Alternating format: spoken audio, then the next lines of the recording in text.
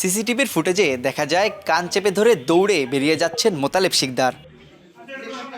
জানা যায় মাসখানেক আগে খুলনার সোনাডাঙ্গায় একটি বাসা ভাড়া নেন তন্নি নামে এক নারী। প্রায় সেখানে যাতায়াত করতেন মোতালেবও। রোববার রাতেও ওই বাসায় মোতালেব সহ বেশ কয়েকজন যান। পরদিন সকালে হঠাৎই গুলির শব্দ শোনা যায়। মোতালেবকে গুলিবিদ্ধ অবস্থায় উদ্ধার করে ভর্তি করা হয় খুলনা মেডিকেল কলেজ হাসপাতালে। ওই ঘরটায় না বিভিন্ন রকম পুরুষ লোকরা আসা যাওয়া করে।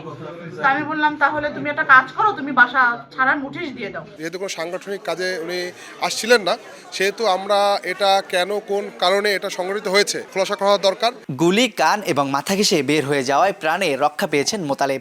আপাতত আমাদের কাছে ভালো লেগেছে। তার কথাবার্তা থেকে শুরু করে এরকম বেশি সমস্যা এরকম আমাদের কাছে মনে হয়নি।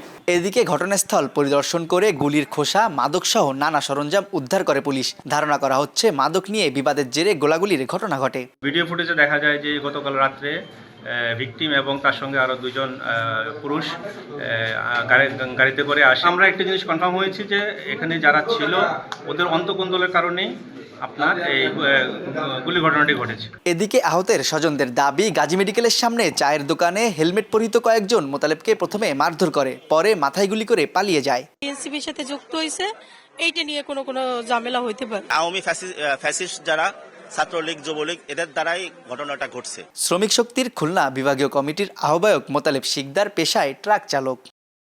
তানজিম আহমেদ, সময় সংবাদ, খুলনা।